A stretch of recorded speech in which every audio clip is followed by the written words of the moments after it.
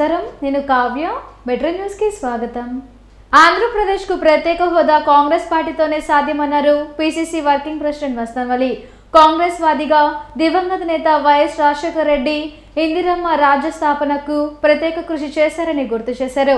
AP PCC అధ్యక్షురాలుగా ప్రమాణ స్వీకారం చేయనున్న షర్మిలతో పార్టీ బలోపేతం అవుతుందన్నారు. వైసీపీ, టీడీపీలు తమ రాజకీయ మనుగడ కోసం కాంగ్రెస్ పార్టీని దోషిగా చూపుతున్నాయని ఆరోపించారు. డీసీసీ కార్యాలయంలో ఈశ్వర్రావు, ఉస్మాన్ ఇతర నాయకులతో కలిసి మస్తాన్ వలి మీడియాతో మాట్లాడారు.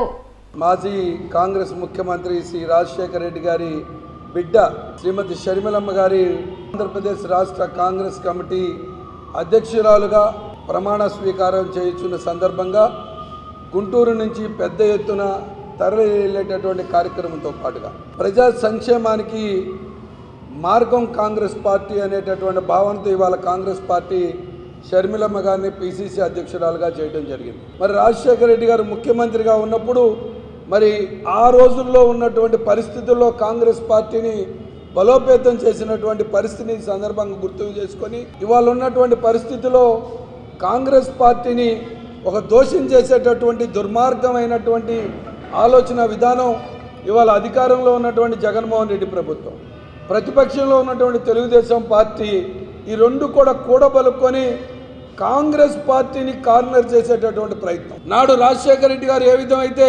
కాంగ్రెస్ పార్టీ బలోపేతానికి బాధ్యత తీసుకున్నాడో ఇవాళ మరలా షర్మిలమ్మ గారు కాంగ్రెస్ పార్టీకి పగ్గాలు తీసుకొని ఇటువంటి కుటిల కుతంత్రాలు చేసేటటువంటి ప్రభుత్వాలకి, పార్టీలకి బుద్ధి చెప్పడం కోసం ప్రమాణ స్వీకారం చేయబోతున్నారు. కాంగ్రెస్ ఒకటే ప్రత్యామ్నాయం. ఇందిరమ్మ పాలన ఈ రాష్ట్రానికి సాధ్యం కావాలి అంటే అది కాంగ్రెస్ తోనే సాధ్యమైంది. విజయవాడలో అంబేద్కర్ విగ్రహాన్ని ఏర్పాటు చేసి జాతికి అంకితం చేయడంపై మాజీ మంత్రి రావెల కిషోర్ బాబు హర్షం వ్యక్తం చేశారు. అంబేద్కర్ మహాశిల్పాన్ని ఏర్పాటు చేసిన ముఖ్యమంత్రి జగన్ కి ఆయన అభినందనలు తెలిపారు.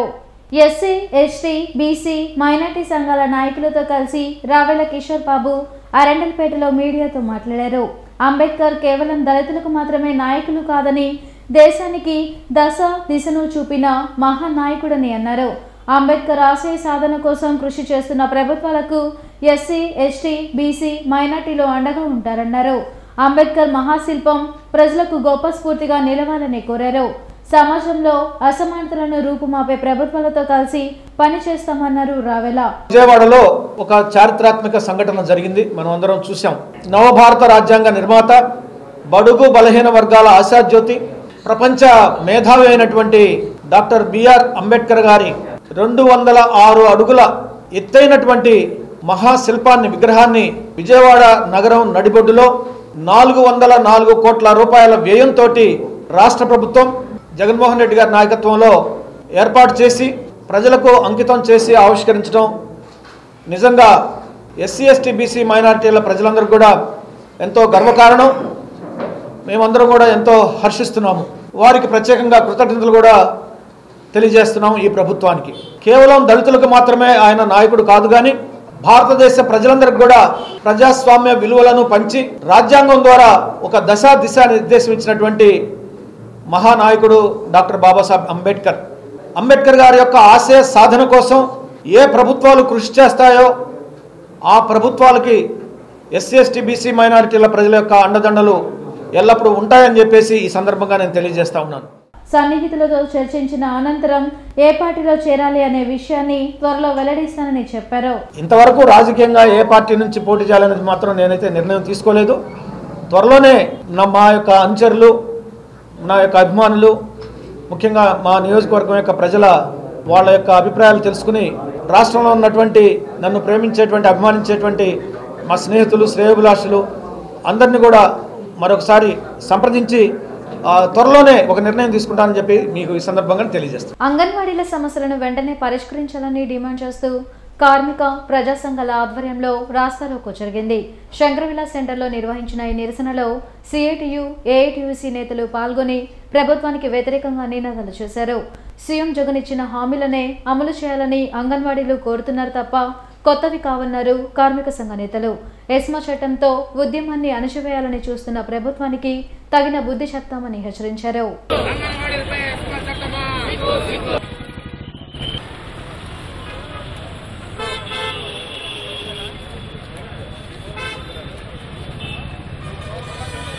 అంగన్వాడీలో ఆ రంగంలో ఉన్నటువంటి సిఐటియు, ఏఐటియుసి, ఐఎఫ్టియులు కలిసి సంయుక్తంగా నిర్వహించమని ప్రారంభించి 40 రోజులు అవుతా ఉంది. వాళ్ళు కోరుకున్న కోరికలు చాలా చిన్నవి. వేతనం పెంచడంతో పాటు సుప్రీంకోర్టు జడ్జిమెంట్ గ్రాట్యుటీకి సంబంధించి అమలు జరపమని కోరుతా ఉన్నారు.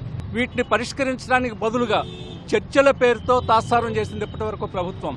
జీతాలు పెంచాలంటే మాకు సమయం కావాలి, జూలై దాకా ఆగండి అని అంటా ఉన్నారు. ముందు సమయం అనుకోమని చెప్తా ఉన్నారు. జూలైలో పెంచుతామనేటువంటి మాట, ఎంత పెంచుతారనేటువంటి మాట చెప్పడం లేదు. ఇటువంటి మాయ మాటలు చెప్పి సమ్మెని నీరుగార్చడానికి ప్రయత్నం చేస్తా ఉంది ప్రభుత్వం. ఉద్యోగాల్లో చేరతారా లేకపోతే మిమ్మల్ని తీసేయమంటారని అంటూ అధికారుల ద్వారా తీవ్రమైనటువంటి ఒత్తిడి, భయోత్పాతానికి గురి చేస్తా ఉన్నారు. ఈ పరిస్థితి కొనసాగటం మరి చూస్తూ ఊరుకోలేక రాష్ట్రంలో ఉండేటువంటి కార్మిక సంఘాలు యావత్తు, ప్రజా సంఘాలు యావత్తు ఈరోజు రోడ్డు మీదకి వచ్చి రాష్ట్ర రోకోలు నిర్వహించాలని చెప్పి నిర్ణయం చేయడం జరిగింది. రాష్ట్ర ప్రభుత్వం ఇప్పటికైనా సరే అంగన్వాడీ కార్మిక సంఘాలను పిలిచి ఒక ఒప్పందం చేసుకోకపోయేటైతే ఉద్యమం ఉధృతం అవుతుంది.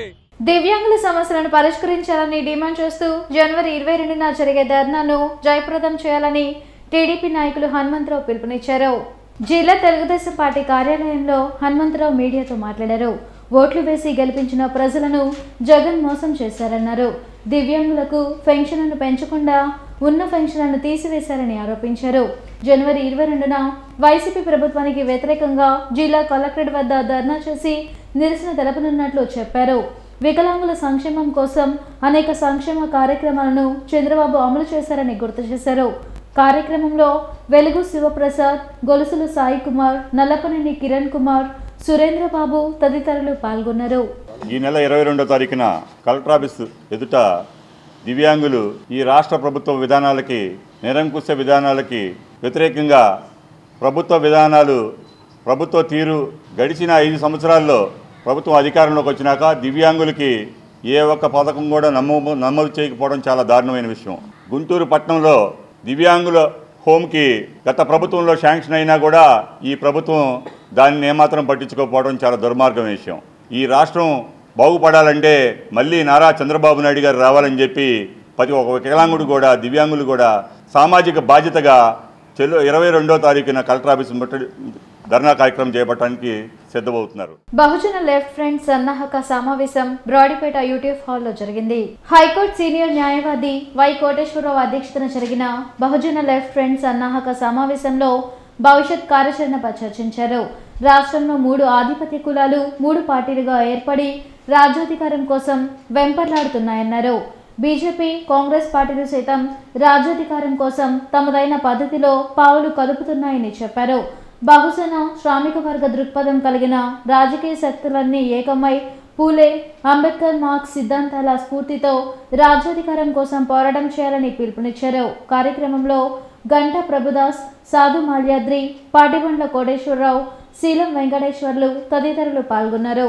ఒక బలమైనటువంటి కోట్లాది ప్రజలను సమీకరించగలిగినటువంటి ప్రత్యామ్నాయ దృక్పథంతో పనిచేసేటటువంటి అనగా పూలే, అంబేద్కర్, మార్క్స్ సిద్ధాంతాలు, అలాగే బహుజన శ్రామిక వర్గ సిద్ధాంతాలతో దేశవ్యాప్తంగా బలమైన ప్రభావాన్ని కలిగించేటటువంటి ఒక రాజకీయ పార్టీ దేశంలో లేకపోవడం అనేది మనకి బాధాకరమైన విషయమే. అదే సమయంలో చిన్నవో పెద్దవో సంస్థలుగా ఉంటూ ఈ కలిసిన భావజాలంతో పనిచేస్తున్నటువంటి సంస్థలు, పార్టీలు, ప్రముఖులు కూడా ఉన్నారు. వీళ్ళందరినీ కూడా మనం సమీకరించి దేశవ్యాప్తంగాను అలాగే రాష్ట్రంలోనూ నిజమైన సామాజిక శ్రామిక వర్గ దృక్పథంతో, అనగా బహుజన శ్రామిక వర్గ దృక్పథంతో, ఎస్సీ, ఎస్టీ, బీసీ, మైనారిటీల దృక్పథంతో ఒక ప్రత్యామ్నాయ రాజకీయ శక్తి రోజున నిజంగా అవసరం. ఈ వార్తలు ఇంతటితో సమాప్తం. నమస్కారం.